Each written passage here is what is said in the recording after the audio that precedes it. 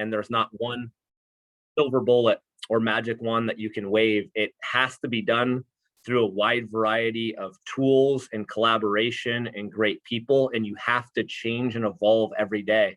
We've got to be fluid in this situation. We learn from all the other data breaches that are out there, and our team works tirelessly 24/7 to continue to adapt to the challenges.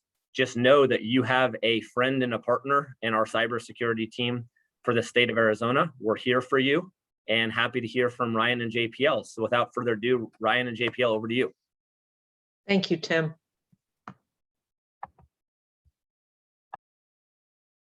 Awesome. Thank you so much, Tim, for the fantastic introduction and for your kind words. As you said, just glad to be here, and there's a lot to talk about from the cybersecurity perspective, and I think you nailed it, and the governor's nailed it, that cybersecurity is homeland security, right? Where we've talked about moving this critical cybersecurity mission from the state to the Department of Homeland Security to really focus on this, that this isn't just an IT problem anymore, that this is really a statewide homeland security and protection problem. So as part of that, JPL is going to sort of outline some of the Arizona Department of Homeland Security missions and how cybersecurity ties into that. And then we'll talk about some of the priorities that Director Romer has outlined for us as we migrate to this new role within the state. Thank you, Ryan. So the Arizona Department of Homeland Security Homeland Security has a mission, one, to prevent terrorist attacks, but also to enhance border security. And some of this is actually done by heightening cybersecurity efforts, which is sort of where we get that natural tie-in and some of our mission that we've been working on and why it makes so much sense for us to be together.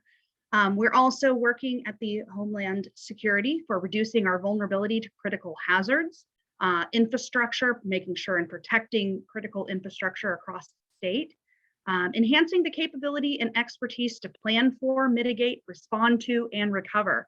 That is fascinating that mission was already in existence at Homeland Security, because that's typically what you hear of when you think of cybersecurity. You want to make sure and plan and prevent. You want to mitigate once it happens. Then you have to respond to it, incident response, and then of course the recovery and getting everything back to normal. But we want to make sure that all the critical hazards that affect any of the safety, well-being, or economic security of Arizona are protected, and that we're building into the resiliency of the state of Arizona, both at the cybersecurity level as well as actual physical threats.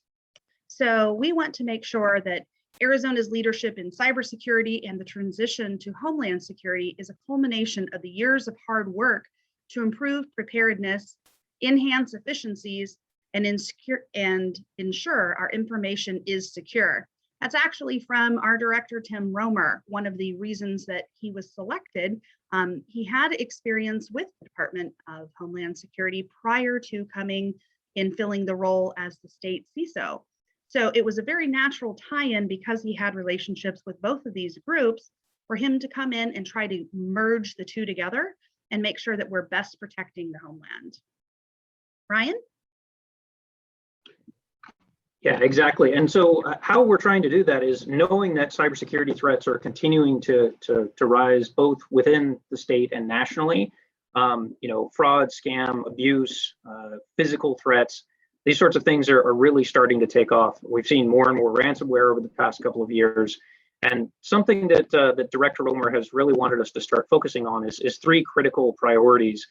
Really working more closely with law enforcement and prosecutors, both locally and at the federal level, because if we aren't holding the bad guys accountable, right, this stuff is just going to continue happening. We're also looking to continue to mature a speakers bureau within the state, talking to groups like this, so we can really push the education piece, both for educators, for the people who are being educated, and for the citizens of the state of Arizona. We want everyone to understand how important this cybersecurity mission is and how they can all help contribute to it at the statewide level.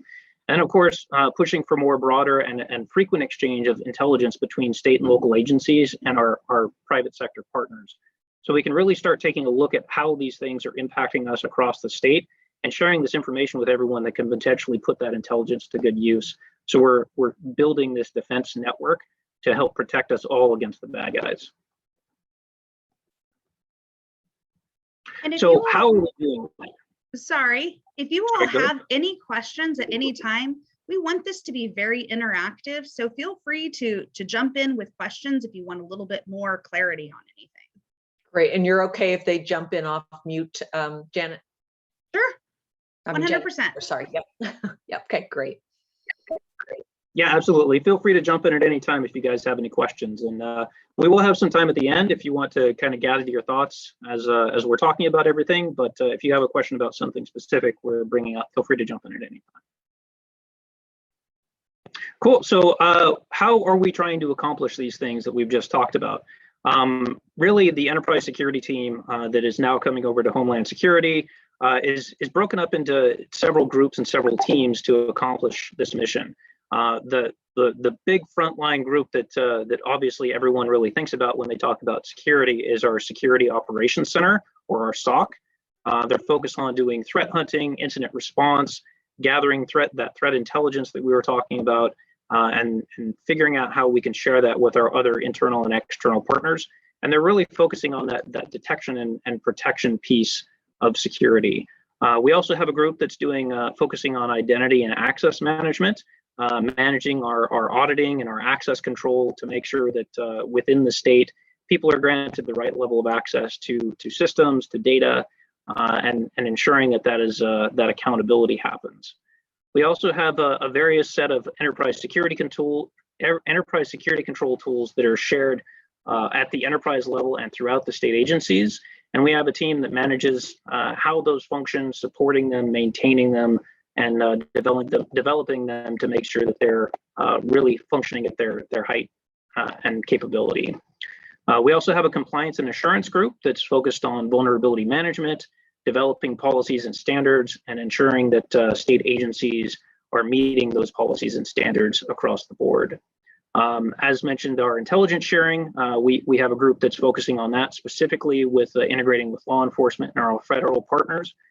We have a group stationed out at the Arizona Counterterrorism Center, our State Fusion Center, working with our cyber terrorism liaison officers, and really helping to integrate with the law enforcement side of things. This really helps us to continue that information and intelligence sharing both at the federal partner level and our state and local level, and integrating with our private sector partners as well.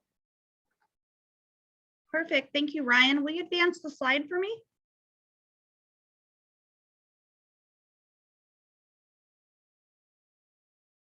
So now that we've talked a little bit about who we are, here's a little bit more detail on what we do. So I work with a group, you heard the title, the Enterprise Security Program Advisory Council Administrator. It's a mouthful. I think I like long names for myself and for titles. So we typically call it SPAC. But SPAC is a group, a multi-agency group of all of the different agencies coming together to advise on all sorts of cybersecurity issues. We can do strategy, cybersecurity strategies. We can recommend different tools. The advantage to having all of those agencies coming together to work together, we have a pooled set of resources that we can provide enterprise security tools out to the various agencies, but we don't always know what we don't know. So bringing everyone together really helps give us the most broad perspective possible. And I think that's what makes it so unique and makes it so helpful. We have a lot of different regulatory requirements that we have to adhere to, as you might imagine, with the different data types that we have here at the state. So bringing all of them in to make sure that we're meeting the needs of the different regulatory requirements is very important. We do work with vendors, which big heads up, we don't consider vendors vendors. We consider our vendors partners. It's a mind shift. It's a cultural difference. We do not pay someone just to provide us a service. We pay them to be an extension of our team to help us to get better. We want to make sure that they help us identify new and emerging threats. As you all are well aware, in the world of cyber, things are constantly evolving and changing.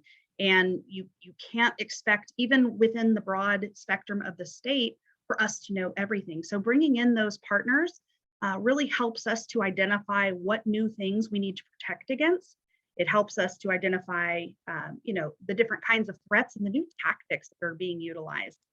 They can also bring with them ideas, new technologies, new tool sets that might be better able to help prepare us against some of those attacks. So working with them, we identify our greatest needs, our largest risks, and the areas where we can reduce those risks across the enterprise. We don't have enough money to cover every single risk that's out there. And frankly, some of them don't make sense for us to protect against as an enterprise. Rather, an individual agency has a unique need and they would protect against that specific need. So SPAC as a whole works for the enterprise, making sure that we're covering the greatest needs across the big group. Then we are going to partner with local and tribal governments, election officials, school districts. We actually work with them on some grants that we have obtained to provide free tools to help them protect their environments. That was from a federal Homeland Security grant, and we were able to provide 4 different tools to those entities. Anyone who came in and applied was able to get those at no charge. So again, something that I would make sure that you all are aware of, depending on where you're coming from, because it is something that we can help you all cover. Obviously, none of us have enough resources. We're always asking for more. So when there's an opportunity out there for you to get a tool or a resource free of charge, something definitely to work on. That's who we are and sort of what we do. I think that's it. Next slide.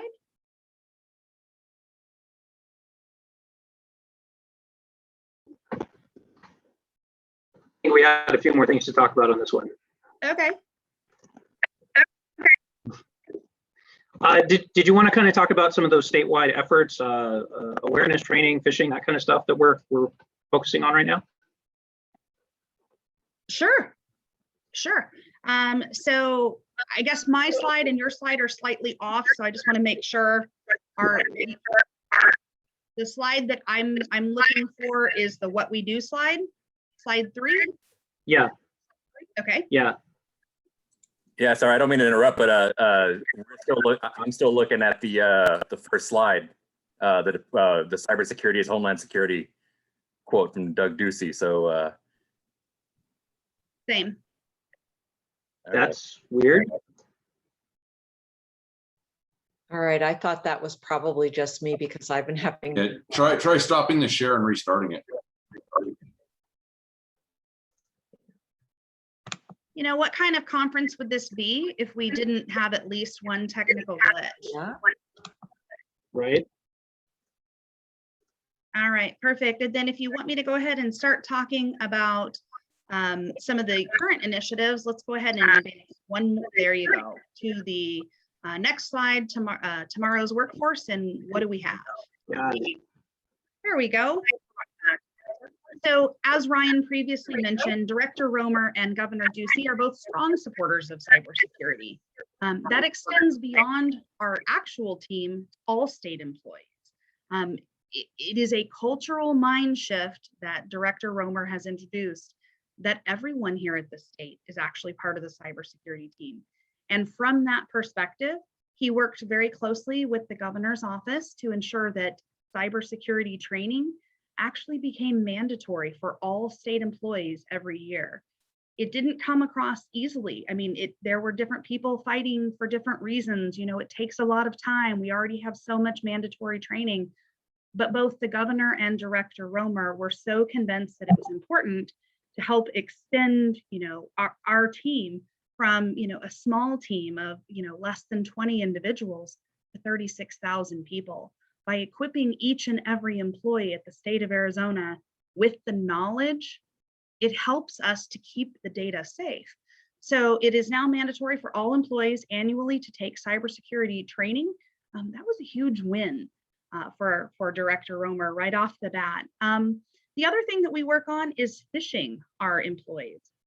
If you don't know, phishing is a simulated attack that you actually send out to your employees.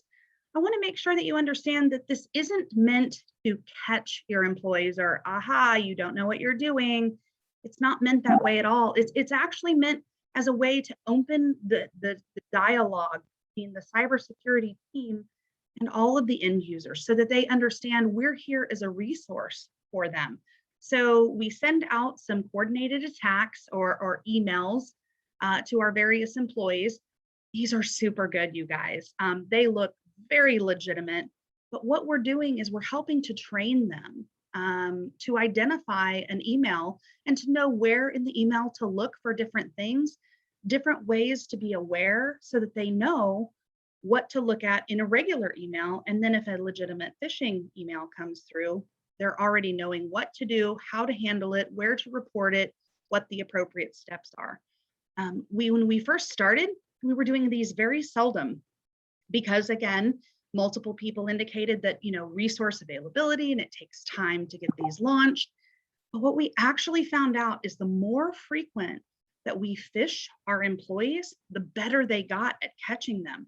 When we first started, we actually sent out, they were ludicrous. We would send them out from Amazon, and, our friend Mike Zuckerberg wanted to be their friend on Facebook. These now that we're sending out, 100%, even our own cybersecurity team has to second guess them sometimes and say, wait a second, is this one real or not? And then we have to go through the steps of evaluating, wait, let me check the link. I know how to look at URLs without actually clicking on it. I'm not expecting this email. We kind of go through those step by step. So that was another part that we have really found to be very effective. And in doing so, we are decreasing dramatically our click rate, which is one of the indicators that we measure and monitor to see if people are learning and have realized when to click and when not to click. We're also doing some current workforce development efforts. We have a committee in place that's looking to identify career paths, training and certifications that are required to do specific roles, talking about standardizing titles and what a title of certain kinds means. It's amazing in an organization as large as the state of Arizona.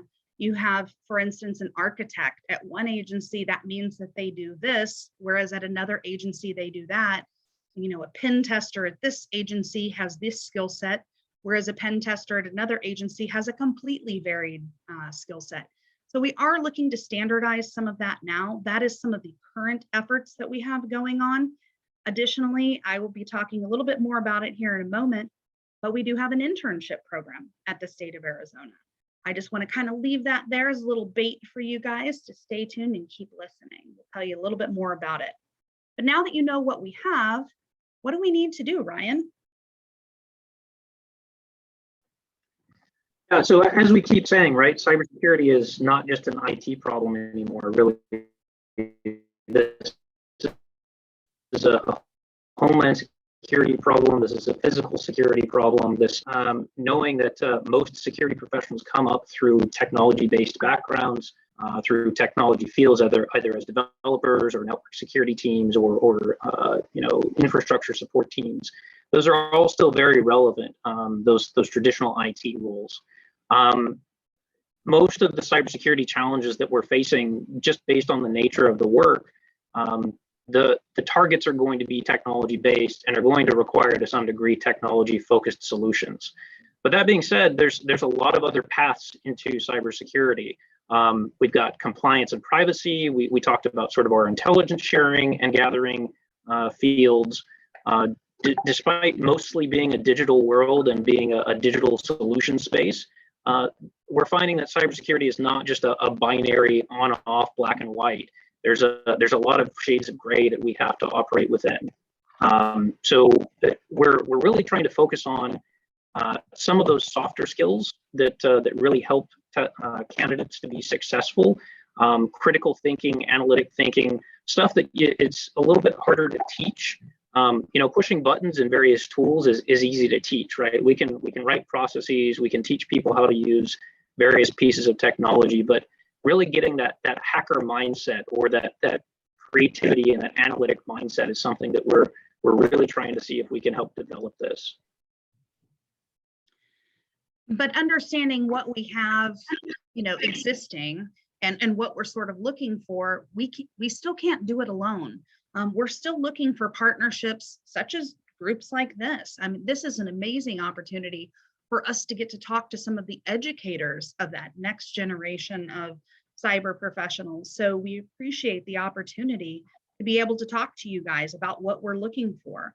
We're, very interested in doing presentations. Our speakers bureau that Ryan and I spoke about a little earlier, getting out there and trying to, make sure that people understand and know what they need to do to protect themselves, their personal data, not just as a state employee, but, understanding what they need to do as a person, protecting their own interests. But we really, it's important to us to get to talk to special interest groups like the chamber, like school districts and high schools that are offering cyber programs. I know that Director Romer and I have both had the opportunity to talk to several different high school groups before and trying to encourage them, to really build the passion. One thing that I would say that we need is from our partners is to make sure that people are in this career for the right reason. This can get very long and difficult. The hours can get absolutely insane. You have to have a passion for it. You have to be excited about what you do. You have to be ready to get up and go out and fight the good fight day in and day out. So that's something that, our partners can definitely help us to express to that next generation that are looking at, potential careers.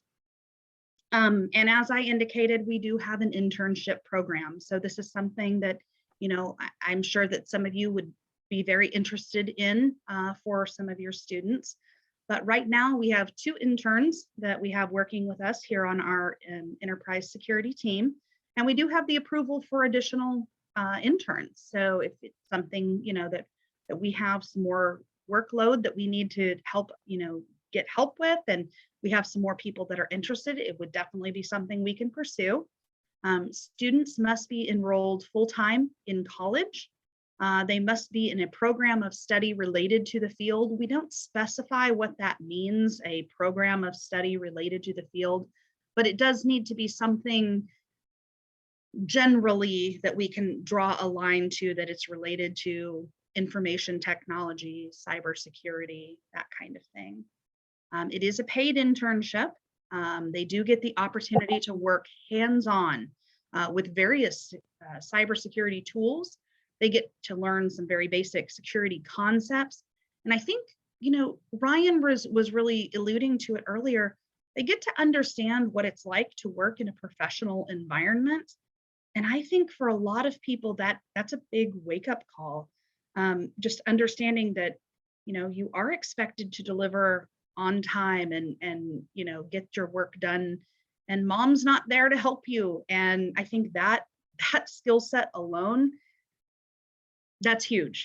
So the internship program, it's available to help give an introduction and to get real world experience. I mean, I myself and Director Romer both actually came from internships.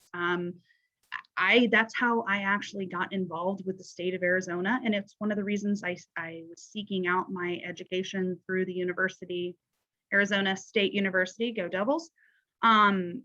It was because I got that real world experience. So internships, I think, are a huge asset. And I would say that that's something where, we're offering internships, but please encourage your students to pursue internships, paid, unpaid, at the state, at another entity, wherever it may be, because I think it really helps them. You all do such a great job of exposing them to a broad range of security tools and concepts in the classroom, but it is so much different in the real world. And I think those internships really help them to identify what it is that they want to do and that they want to, pursue even more in depth. We get a lot of kids coming out of university programs, community college programs, even high schools, that they all want to be pen testers. They all want to be white hat hackers, basically. And there's just so much more to it. And when they start to see the breadth of all that there is, I think that's where their eyes really get opened wide. So I would encourage you, to encourage them to participate in internships, but also just to see all the different components. You heard Ryan talk about all the different areas that that we have on our team. So Tim actually, I think, had a couple of points on this point. Tim? Thanks, JPL. Yeah, you've highlighted the need and the importance really well, but I just wanted to drive this home for a moment with our audience here and let you all know how important this is to not only what we do as a team, but how we push cybersecurity forward as a culture. We hear a lot about changing the culture of cybersecurity. Most of the time people say that they mean within your organization, but our team has a goal in partnering with great organizations that are key players on this, like ACA, with Kathleen, with Sandra, and with others. The reason why that's so important is there's no organization out there that's going to be able to manage the cybersecurity threats and defend their networks alone. The threats are just too grave. We've got at least 3 main buckets of threat actors that come after us on a regular basis. We have nation states coming after us on a national security level. And that actually hits home to why we want to promote this within the education field. Our younger generation should know that with cybersecurity, you have the ability that even at a local level, you can help defend the nation, defend your state, defend your city, and defend your county from nation state actors that mean us harm. This is truly a fight between good guys and bad guys. I mean, it truly boils down to, we want to get the next generation involved in fighting this good fight with us. If we don't do a good job of this, if we don't promote cybersecurity in the future, and that starts right now, we are going to be at an extreme disadvantage going up against these threats. Every private sector company, every government organization will not have the talented workforce they need to choose from to help defend us on this. So those nation state actors are just one of the 3 main buckets of threat actors that come after all of us on a daily basis. The other 2 are criminals. Criminals are the ones using ransomware. They're doing it for financial purpose on a daily basis. The third is hacktivists. Hacktivists are like your activists that you would get protesting in front of your building or your organization for any number of reasons. Believe me, if somebody's protesting outside, they are protesting you virtually as well. They're trying to attack you online. They're trying to embarrass you, take your websites down, deny service, a wide variety of things. So those are just 3 of the main buckets of the threats that we go up against on a daily basis. That's why partnering with ACA and having access to the private sector companies, partnering through academia and going all the way down of K through 12 to get this next generation of, you can call them cyber warriors, you can call them anything you want. They're employees. I mean, we need individuals that want to do this for us. They have an opportunity to be part of something bigger than themselves and bigger than their own organization. We continue to say in the state of Arizona that an attack on one organization within our state is attack against all of us. I truly take it personally when a Flagstaff Unified School District gets hit and loses 2 days of school. I take that personally. Those are bad guys that are coming after not only our public safety, but our way of life. As a parent that has 2 kids in public school in Arizona, I take that personally. And we want to find ways that we can help you all in every organization across the state better defend yourselves, better prepare yourself for the worst case scenario when that worst day comes, because it's really not a matter of if, it's a matter of when, unfortunately. We need to come together and help defend against those wide variety, at least those 3 buckets of threat actors that continue to come after us. And the only way we can do it is to have a good, strong, talented workforce that we can have to choose from. And that's why we're putting our money where our mouth is. We've, invested more in internships. We want to set an example for the state of Arizona that we're willing to do it.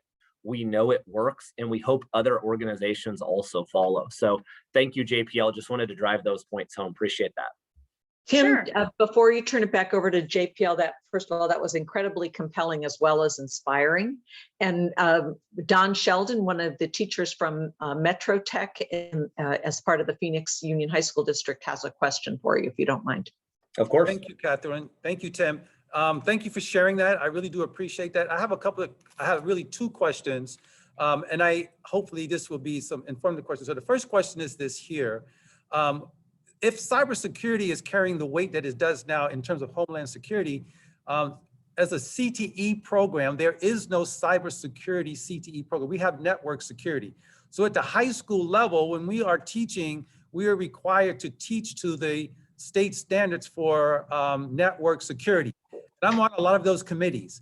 And I know that it has to come down from the legislation department or area in order to bring cybersecurity in as a CTE program. So that may be something you may have to discuss. If this is such a serious issue at the state level, we need to be teaching it in the classroom, but right now we are not, and we can't because, well, I shouldn't say we can't.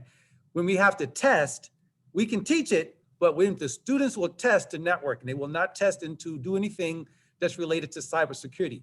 That's number one. The second thing is, as you mentioned, the internship, which I think is excellent, but it was designed, it sounds like, for the college level.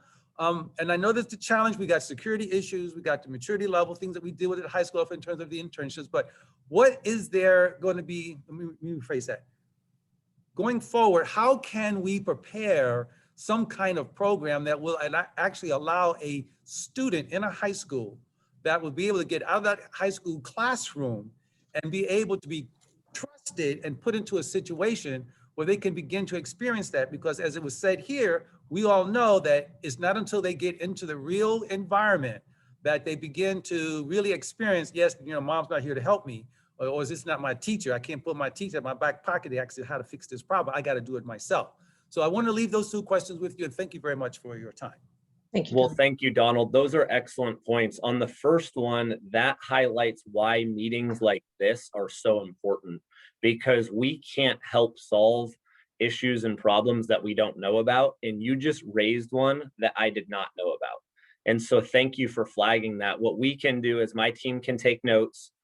We have a legislative liaison. We work very closely with the governor's office on legislation. So it's something that maybe we can keep in mind for next legislative session, or maybe we work offline directly with the Department of Education to try to find some sort of a rule fix. Sometimes we can fix things in rules that don't need legislation if we get the right powers that be to support them and document it. So I really appreciate you flagging that for us, because now we can at least, you know, we're fortunate we get to sit in the executive tower. We get to work, you know, closely with the governor. I get to serve in his cabinet. I'm in an advantageous position to help you all when it comes to those little nuances that get in your way. And when I say little nuances, I mean they have a big impact. It's something really small in writing, but it has a major impact and barrier for all of us collectively to accomplish our missions. So my team and I will definitely look into that and see what we can do to help you all.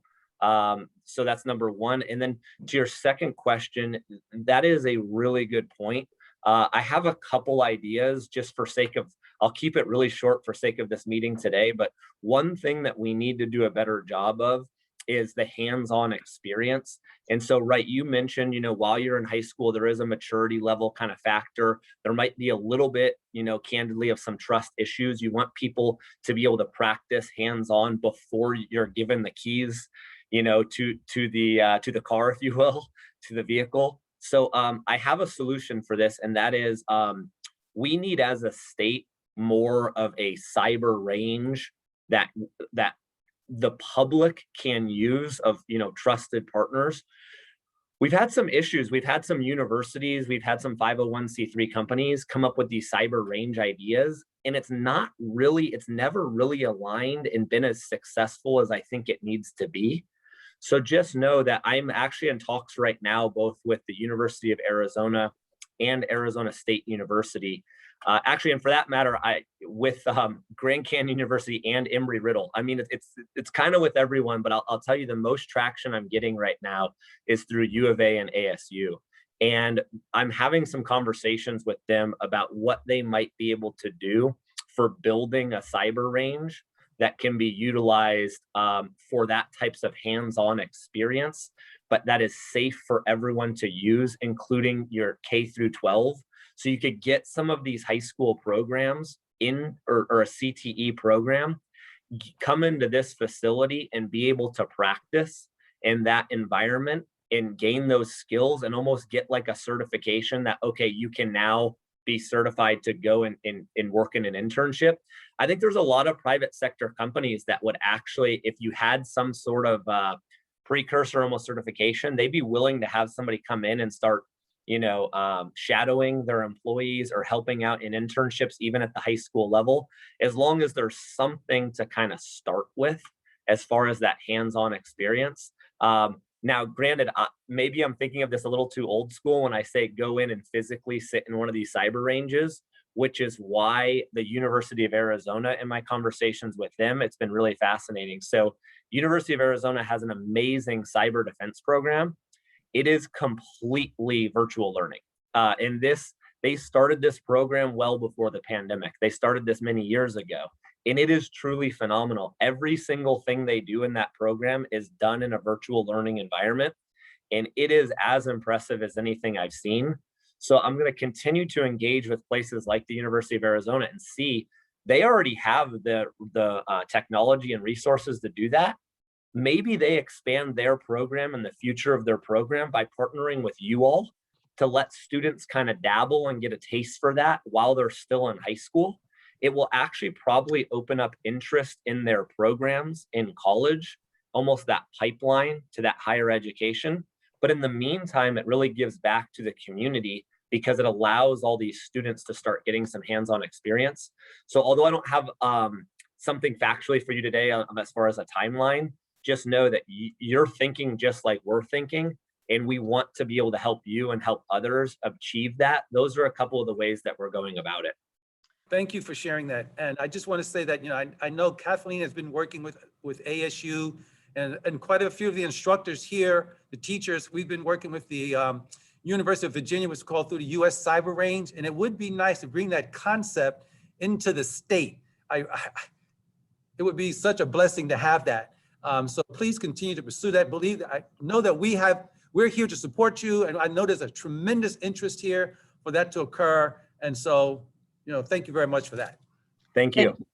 Tim, thank you so much. For those of you who are not watching the chat, Janet put in the fact that there will be in August a new publication of K-12 cybersecurity standards coming out of cyber.org that we will all want to take a look at. We are partnering with cyber.org and the US Cyber Range at Virginia Tech, Tim. Some of the teachers, as Don mentioned, have been working on that this summer. So happy to share a little bit more with you about that, but it brings to the forefront the need as well as how valuable it is. So do take a look at the chat. I think you probably had a few more slides and points that you and the team wanted to make before we open it up to other questions. So JPL, let me turn it back to you for a minute. Sure. No, actually, it was great discussion, and that's how we wanted this presentation to go. That's, I think, where we get the most benefit from it. But talking about those threats, Tim mentioned the 3 basic areas where those threats come from and how we defend against them. We do take a multi-layered approach when we select tools. There isn't a magic bullet fix on this. It really involves, recently we heard about the SolarWinds attack. That is a tool that is there to help you get visibility to help prevent against attacks. So it became very important to us to have layers of coverage. So we always want to make sure that, we don't have a single point of failure, but yet we also have to be mindful of cost at the same time. So we want to make sure we have a lot of visibility. We actually purchased a tool recently that's what it's all about, is remote workforce management and visibility. It is so critical. You can't protect that which you don't know is there. So making sure that you have a lot of visibility, and I think you're going to see those visibility type tools become even more important. You're going to see the SOC type tools become even more relevant going forward, because you will never be able to hire enough people to manually do these things, to manually review the logs. And frankly, you don't want people just staring at those all days. So making sure that you have, automation in place to look for and to identify and then escalate to humans, to begin working through it. Again, partnerships. we need partners to share information with and to share information back with us. That is where some of our most credible work has come from. Some of our vendor partners have reached out to us and said, hey, you don't currently have this tool, but we're seeing this in your environment. We're going to turn this on for you. We're going to let you look at it because you need to look over here in this area. So really, again, it's all about those partnerships. So that, I think, is one of the ways that we look at our current threats and how we're defending against them. But I'm going to turn it over to Ryan. Ryan is definitely the technical guru of the team. And I think he's going to give us a little bit more in depth on the technical side. Ryan?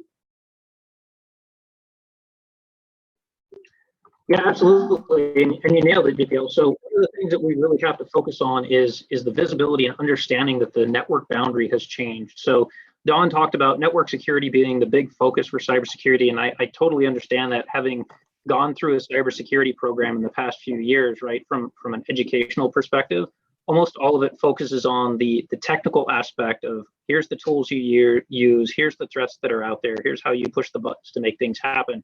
But I think we're starting to see this shift where programs are maturing and focusing more on the legal and ethical ramifications of cybersecurity, on some of the softer pieces of it. Again, those shades of gray that fall in between the digital binary aspects of cybersecurity. So I think we're really starting to mature, and we're seeing sort of a renaissance of cyber now, both from the education perspective and from the tools that we're utilizing and the capabilities that we're putting together.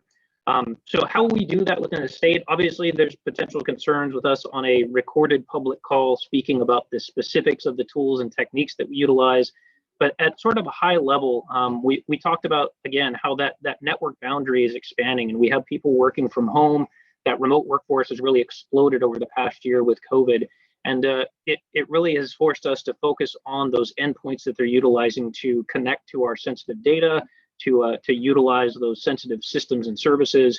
So we've focused on really beefing up our advanced endpoint protection capabilities and our managed detection and response capabilities. So that's something that's deployed. So one of those enterprise controls that's deployed throughout the state for all state agencies to utilize. That being said, we're also continuing to focus on multi-factor authentication. With such VPN connectivity for remote access now being so ubiquitous, right? We have to ensure with all of these emerging VPN threats, the bad guys are starting to target these softer spots, and knowing that this has been expanded rapidly over the past year. So we're making sure that we're, one, protecting our VPN gateways and our VPN concentration points that come into the network, but also ensuring that those connections are protected with multi-factor authentication. This is a really easy win for some of these threats like phishing or BEC or account compromise, where even if they get your username and password, the threat's already neutralized if they can't do anything with it, right? So we've pushed for all of our VPN and remote access to be conducted through multi-factor authentication. That being said, we can't really ignore the boundary of our state network, right? We still have to protect that sensitive soft underbelly of the network. We do have to present sort of that hard boundary, that network secure boundary. So we're utilizing some next-gen firewalling capabilities, both to protect inbound traffic and to monitor and protect from outbound threats once we do see those sorts of things. We're also looking to protect our web applications by deploying web application firewalls in front of all of our web applications. So utilizing cloud-based solutions. So even if something were to happen on the state network, those websites are still functioning and still protected from those web-based attacks, making sure that we can keep that information available and those services available to our citizens. On top of that, again, we've always heard, do the basics when it comes to security. So ensuring that we're managing all the vulnerabilities of our systems, things are getting patched in a timely fashion. We're utilizing a pretty significant vulnerability management solution that provides an easily digestible score that can be presented to management and to leadership and the executive teams, so they can see at a glance whether things are going well or not going so well, and start deploying countermeasures to try to fix some of those issues. This is something that's really key, right? We talk a lot of tech, and being able to translate this into something that your leadership teams can really understand is one of those sort of unsung things about cybersecurity that really helps teams to be effective, which is why we talk about those soft skills and communication skills and being able to understand how the businesses function. So your executive teams aren't just seeing security as a cost center where you're just buying more and more tools, where you're devoting more and more money. Budgets are tight and are going to continue to be tight, especially within government, right? So we need to be able to share the value and how this is helping the business to continue doing business. So that's really where we're focusing on a lot of these tools, is how they're reporting out. And then of course, SIM solutions and security information event management solutions that kind of pull all this stuff together, so we can, again, put together some dashboards and some alerts and some easily digestible functions that can be shared out with the teams. And how we do this, specifically within the state and with the SPAC group that JPL is the program administrator for, we pull together all the various state agency security professionals and have them give some feedback and input and advice on how strategy can be deployed throughout the state. And one of the tools that we utilize for this is something you guys are probably aware of, is the CIS Top 20, or now Top 18, as they've recently rebranded. And we use this to try to look at the tools that we have available and prioritize what makes sense. So as JPL mentioned, one of the things that we're really focusing on this year is that enhanced visibility of all of those systems and all of those things that are going on within our environment. And that really ties into CIS Control 1 and 2 of those, that full inventory and control of all of your hardware and software assets. And it's, as she said, it's really hard to secure the things that you don't know about. And those blind spots are really what are killer for enterprises. So we're trying to focus heavily on that. And then again, moving down the list through those CIS controls to try to identify what's the most important, where are our gaps, and then focus on prioritizing, deploying those things that make sense throughout the state.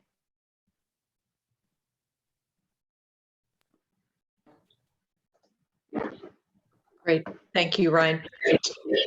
Yeah, no, sure. So how are we trying to help deploy our capabilities through the workforce to make sure that they are trained on these things? Obviously, the bad guys are continuously training to come after us. We need to try to do the same. They have significantly more resources. They have significantly better support. We're a state government, our local government partners, our federal partners are all struggling with these same issues, and the bad guys are getting stronger and stronger while we're trying to just figure things out. So we need to try to figure out how to stay ahead of them, or at least less behind, as their capabilities are continuously evolving. And one way we do that is trying to remain flexible to meet those new challenges, right? We need to have that agility to be able to pivot and focus as those emerging threats are continuing to evolve. And obviously, that one of the ways that comes through is ensuring that the workforce is educated in a way that makes sense for the day-to-day of that support. And as Donald mentioned, right, we're focusing on here's how to do network security as opposed to here's how we protect the homeland. We really need to start focusing on, as JPL mentioned, passion and drive for security, not just from a technology perspective, but someone who genuinely is interested in protecting and supporting these services that are out there. And then that creativity and that critical thinking and those analytic skills, teaching people to think like hackers so they can understand how the bad guys are working, is something that's going to be really important. And again, we need to focus less on here's the buttons to push, but focus more on how do we train people to think critically and creatively to come up with creative solutions, because these challenges are going to continue to be evolving, and we're going to need creative people to help come up with solutions for them. Yeah, and I think Ryan really hit an important part, which is that adaptability. As the threats are constantly changing, so are our tactics. So the people that you're training, to become future cyber warriors, they have to be adaptable. They have to be creative. They have to be analytical. Our tools are not going to stay the same. They're going to change year after year after year. So pushing a button and learning how to use the new specific tool, we can train for that. Don't worry about that. There are so many different solutions out there. They all have their upsides and their drawbacks. I wouldn't worry about training for that. I would worry about training more on the soft skill and the thinking portion of, how do I think about complex problems? How would I begin to dissect this problem down so that I can hunt down the root cause? I think those are going to be more important, more critical skills and tool sets for them to come with into the workforce than understanding very specific, textbook type information. I don't think that's where you're going to see the most value. Our tools, our staff, our strategies, all of it has to be adaptable. JPL and Ryan, I know Tim has to leave at the top of the hour. I don't know if either of you have a little bit of time past 9 o'clock for Q&A, but if so, I'd love to just tip it back over to Tim if he has any last comments or remarks before he has to leave at 9. If not, that's okay, but I wanted to turn it back over to you, Tim. It's Kathleen. No, I don't have anything else. Just a thank you and appreciation, obviously, Kathleen, for being such a great partner to everybody on the line, whether you're one of our current partners prior to this call today or you're a future partner after this call. Just thank you for what you do within the community on this important issue. We look forward to making sure that these aren't this may be one of the first-ish meetings, but it's certainly not the last. And so we look forward to working with all of you. Thank you for your time and for everything you do. Tim, thank you so very, very much for taking the time with us this morning. We really appreciate it. My pleasure. Thanks, Kathleen. Yep. JPL and Ryan, do you have a little more time for questions? Yeah, unfortunately, you guys are stuck with us for a little bit. We do have more time. Perfect. We are glad to hear that. So I have a bunch of questions, but I want to let our educators come off mute. And hopefully it's a small enough group that it won't be a free for all. I see Paul has already unmuted.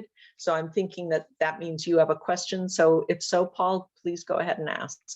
No, I just had a thought. So I was looking briefly at the standards that Janet put in chat earlier. And so, speaking for me and Brad, I know in our program, we are dual enrollment accredited with Australian Mountain Community College and Glendale Community College. And so we currently offer 29 dual enrollment credit hours. And so as I'm looking at, these ideals about how do we get this cyber education into the classroom, it's not a hurdle because it's a great thing for our students, but it does pose yet another thing that we have to coordinate. And so a lot of times we're on the end of those discussions and not on the beginning of them. And so as we're talking about these things and how we open up these pathways for students, I think that we also have to talk about how we bring those partnerships into play and how we address it from that complete angle, because that obviously is something that we have to work with. We can't just make changes like instantly. Yep, I absolutely agree. Comments either from Ryan or JPL on that, or anybody else want to comment on that? Hey, this is Ryan. Yeah, I'll just jump in real quick. And I know, Kathleen, you and I have worked together on some of these efforts in the past, especially talking about workforce development and speaking to educators and speaking to college boards and really focusing on what makes sense for those that are coming into the workforce. So we can start having those conversations about developing programs and developing this curricula that really makes sense for what people are trying to hire into, right? It's not all about the theoretical of what is cybersecurity from 10 years ago. Okay, let's train on that. Let's talk to the people that are working the job day to day, doing the defense right now, and see what they actually need, and then helping those educators and those school boards and those deans of colleges that really are putting together that curricula and build their programs out from a real world perspective. So I know that's definitely happening. And Ryan, could you stop screen sharing so we'll bring up everybody in full gallery mode? Perfect. Then we can see a little bit better who's taking themselves off mute. JPL, sorry, I know you were going to say something. No worries. I think that's exactly why calls like these, partnerships like these are so important. When left hand doesn't even know that right hand exists, or let alone how would I begin to tackle this problem? I don't know anyone in that field or that arena. And so I think by bringing these partnerships together, okay, I'll give the example about the cyber CTE path issue. Didn't know about it. Well, we happen to talk to some of those people on fairly regular basis. So it's just making us aware by just having regular dialogue with one another. Here's my pain point. Does anyone have any ideas? hey, I'm working on something like this. Is anyone else in this arena? I don't want to duplicate efforts if it's already been done. So I think for me, that's where these partnerships, speakers, bureaus, groups such as yourselves just make so much sense for us to touch base on a regular basis. Yep. Thank you. Janet, I think you came off mute. Yeah, thank you. I just wanted to make a comment about the standards that were that are going to be put out, and just say that the standards are kind of, like what we're talking about in the state. I have a cyber program too, and my other high schools aren't going to have the cyber program, but the standards are written so that people without programs know where to start and know how to do it. And I guess the important thing is that, like the state, we're educating everybody. We're not just saying, hey, you want to be in cybersecurity, enjoy my program. We're saying, you know what, everybody needs to have basic cybersecurity standards and understanding in order to be a good citizen, if you will, in order to, not get phished and understand, what their responsibilities are personally. And so that's kind of the impetus behind having these standards and rolling them out nationwide. We want everybody in our country to have a basic cybersecurity foundational understanding. And so it's not meant to take over a program, get rid of a program, or anything like that. It's made to help us all come together under one set of guidelines and say, this is what we need to not get hacked.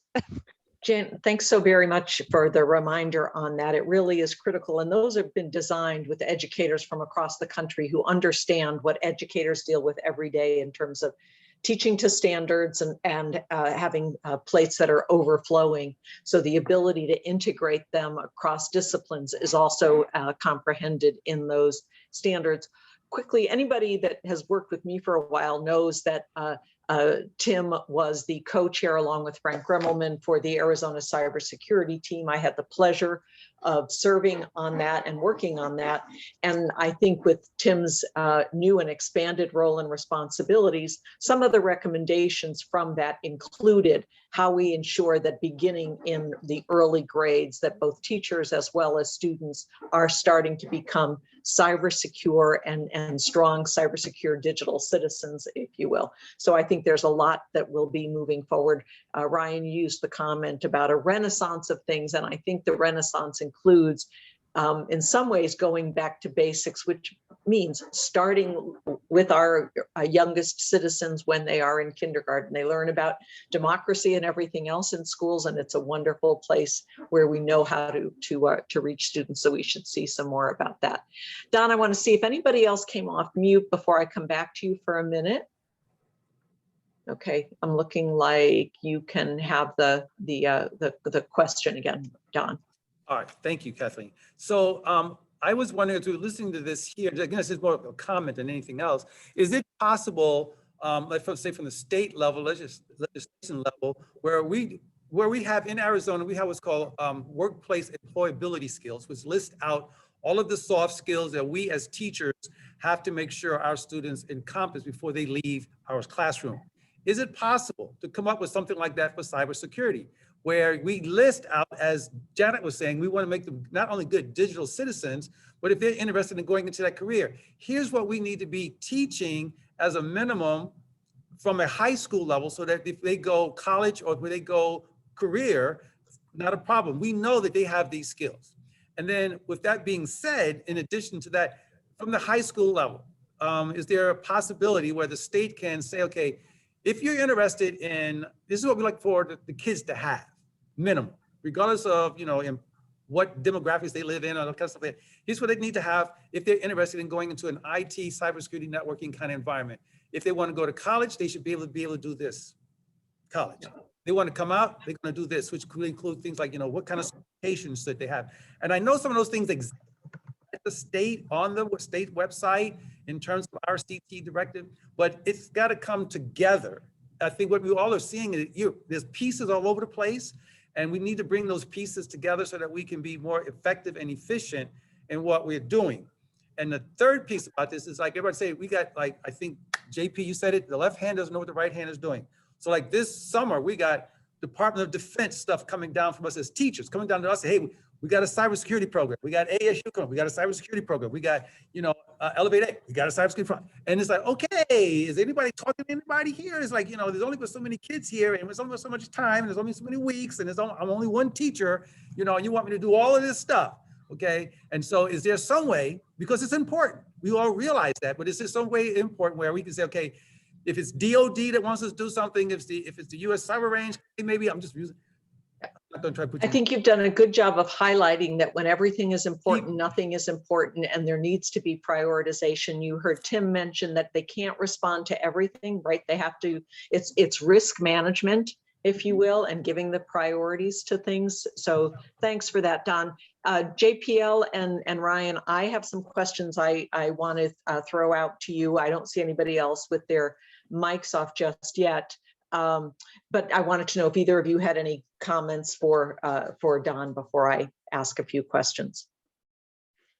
I think he's spot on. Left hand has no clue right hand even exists. So let alone prioritizing. Well, my stuff's clearly the most important. I don't care about what that other entity is doing. That's why these partnerships just are so critical at all different layers, private sector, public sector, at the federal level, state level, local level. Don't forget the special districts, the school districts. I mean, there are so many people that need to be on one page. We're not even in the same book right now, let alone the same page. Thanks on that. So I want to talk about two different areas. I'll throw them both out because they're a little bit different. One is on the workforce and one is on attack surfaces. So we have seen literally every day the attacks, right? From the Colonial Pipeline to SolarWinds to the transportation system on Martha's Vineyard. I mean, meat processing, it doesn't matter, right? We're getting attacked left and right. So we've all seen on the plus side, the wonderful news and the identification as Arizona as the Center for Advanced Manufacturing, which means increased attack surfaces left and right. So as part of the planning, I know that the team works very, very closely with Sandra Watson and the Arizona Commerce Authority in bringing companies and doing strategic planning. The first question I have, which I think would be of interest since securing those environments is going to be critically important, and these individuals will have students doing that. If there's anything proactively being thought about in the strategies as advanced manufacturing once again booms in Arizona. My second question is going back, Ryan, to your comments about flexibility. I think I'm correct in saying that none of the three of you, including Tim, started out with any kind of a degree, 2-year or 4-year in cybersecurity. And you are living examples of what I think is that a 4-year degree or even just a 2-year degree in cybersecurity isn't the only way. That in fact, there are other disciplines and other courses of study that promote critical thinking and problem solving. And Ryan, you yourself made mention about having recently gone through tech training. We know there's some really great technical training. Some of these educators are actually providing it in courses or in certification modes and things like that. So I'm interested in whether or not from the flexibility and pivoting standpoint to try to increase the size of the pool, you and the team are thinking differently at all about where your talent comes from going forward. So those are my two questions that I thought might be helpful for our group. I'll start and I'll let Ryan fill in the gaps on it. As far as, our manufacturing, our efforts to bring in manufacturers to the state, it's an incredible economic boom, generator, et cetera. What you're seeing though across the country is that the private sector isn't mandated to report certain things to us. And we here in Arizona can't say, please come to our state, we want to do business with you, and let me throw some regulations on you that we have no authority to impose.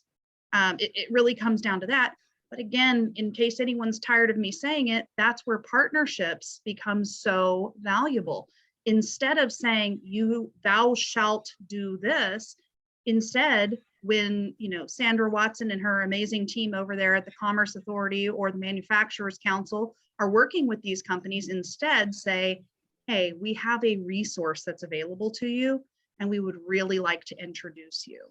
And I think that's instead how you handle some of those types of issues around, private, businesses not being mandated to do things, but rather just being encouraged, having an opportunity to work with people that here's some different things, resources we have available. Let us know if you want some of these. Hopefully we can keep talking and over time share some indicators of compromise with you. We have a great platform to do so. Would you be interested in sharing that information? So I think that's the manufacturing piece of it. Thanks. Yeah, and so JPL nailed it, right? The partnerships piece is going to be key. We're not going to be able to impose legal regulatory requirements on these companies, and if we did, they would potentially be discouraged from coming here in the first place.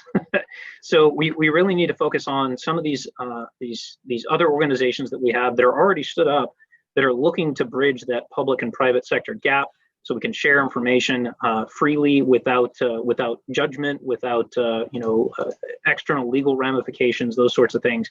So we can really help each other to protect each other. So I think that's going to be key to how we're taking this show, statewide, right? We're not looking at this from the perspective of we're just looking to protect one or two state agencies or one or two cities. This is really a homeland security problem where we're looking to defend the entirety of the state of Arizona, and that includes public sector, private sector, our critical infrastructure partners. And I think one thing that's going to be amazing about bringing this mission to Department of Homeland Security is that they've already built those relationships. They already have that understanding of what is critical infrastructure within the state. And we can start looking at that from the cyber lens of they're looking at it from the physical perspective, from the terrorism perspective, from the border security perspective, and we can start putting that cyber lens on it and start talking about how do we defend both from a physical perspective and also from a digital and cyber perspective. And to your second question, thank you for pointing it out. And yeah, I'm one of those that came up from the School of Hard Knocks when it came to technology and cybersecurity. I'm self-taught. I did school for a little bit. I dropped out and started working. And really, this is one of those things that having the hands-on experience is way more critical than a piece of paper. However, since I am talking to a bunch of educators, that doesn't minimize the importance of education, right? So that was part of the reason I went back and got my four-year degree, because I wanted to understand, both from a theoretical and academic perspective, what's being taught out there and how does it compare to what's actually happening in the real world. And to Dawn's point and to Janet's point, really, we need to start talking about how are we communicating these things, both for those people that are trying to get into cybersecurity programs, into cybersecurity career paths, and for our citizenry, right? How are we teaching them to be smart digital citizens? How are we teaching them how cybersecurity is part of everyone's life now? And I know it's a bit of a cliche to say cybersecurity is everyone's responsibility, but it absolutely is, right? To varying degrees. Everyone needs to understand how to keep themselves safe online, how to protect their privacy, how to make sure that they're doing all the same things that we're talking about at the enterprise and organizational level of patching their computers and not clicking on links and not falling for phishing or romance scams or whatever is going on out there. This is something we really need to start talking about, and that's something that Director Romer has really highlighted about this Speakers Bureau, working with you guys, working with other entities out there to try to get the word out to our citizens about how we can protect each other and protect ourselves. So I think that is really key. And I think, I would add to that, Ryan, that, even within our own team, even within the different cyber professionals across the state of Arizona, you will see a mix. You will see people with 2-year degrees, 4-year degrees, advanced degrees specific to cyber. You will see other people with completely unrelated, educational levels. You'll see people with high school diplomas. A lot of people, though, across the board with certification. Wow, certifications. It is critical that they learn some of those very detailed, specific pieces. And that's sort of like a stamp that goes on a person to say, yeah, they know this skill set or they know that skill set. But I think more than anything, and we've talked about it today, are the soft skills. Yeah. If you don't have the soft skills. Yep. And as you both mentioned, there are jobs that beyond pen testing and being a hacker and everything else that are critical on the proactive, preventative side of things as well. And I think doing a better job on that, because I think that may in fact attract an entirely different group of individuals and some different kinds of training. So I was glad to hear that you brought that up. I know that we want to probably take a few-minute break before our next session with Accenture, but I want to check. I don't see anybody else. Am I missing anybody coming off mute? Oh, Mr. Marmolejo. I just had a question and a comment, maybe, because as you've rather astutely pointed out, this isn't, cybersecurity is not, a limited problem. It's become everyone's problem, and here in the Center for Computer Studies at Carl Hayden, our motto is, computer science is for everyone. So, what are your thoughts and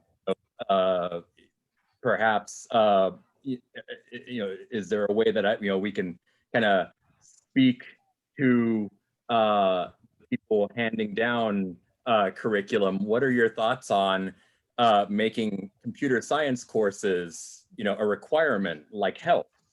Where a kid's got to learn how to protect themselves, how to protect their bodies and how to protect their health. What are your thoughts on providing at least a basic course where students learn how to protect themselves online and how to, maintain the health of their, public identity, their online identity, their, just to, give them not everybody who takes a health class becomes a doctor, but at least they can, protect themselves. Yep. And we know there's that movement of cybersecurity for all and requiring some kind of coursework before high school. JPL, Ryan, any comments that you want to share with Michael on that? I don't think you're going to hear Ryan or myself disagree with you. I mean, cyber today, computers are everywhere. Technology is everywhere. And if you're going to have that integrated in everything that you do, from banking to, just regular commerce, I'm going to buy, some clothes off, the internet. I'm going to have a social media presence. You have to be smart about it. You have to understand those social engineering, hacks that are out there. That's how they start. And yeah, everyone needs to have a basic level of knowledge. How we get that done, I think, is through partnerships and through identifying the problem and starting to advocate through the appropriate channels. Thank you. Yeah, I'll just echo exactly that. I love the idea, and however we can get there, I'm fully supportive of it. If I need to go across the street to Department of Education and start talking to people, we'll make it happen. I think this is a great idea, right?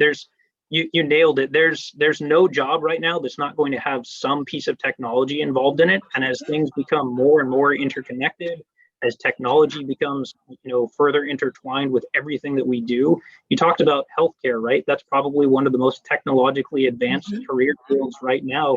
And we're not teaching people to be healthcare professionals with a technology focus. We're teaching technology professionals to then try to fit into healthcare. Yeah. And we really need to start talking about how do we intertwine all of this stuff, technology, cyber safety, privacy, into everything that we do. If we can teach education, if we can teach English and healthcare and everything else to computer science degree majors, we can absolutely teach computer science and cybersecurity and privacy to healthcare and education and English majors, and have everyone understand how it all fits and how it's all intertwined. So great idea. I can't think of a better way to close out this session, and I can't thank you enough for spending the time with us this morning. Also, again, to Director Romer in taking time this morning to spend with us. This was a great way, big picture perspective to start out our week, and I just want to thank you both very, very much. We have got a 10-minute break until we meet with Tina Slankus from Accenture to talk about cybersecurity, so please feel free to use the next 10 minutes to get ready for the next 60-minute session. JPL and Ryan, again, thank you for all your time and prep and for the wonderful conversation this morning. It was great. Yeah, thank you guys so much for having us, and I appreciate you taking time out of your busy schedule to talk with us about this. So thank you. Thank you. Thanks, everybody.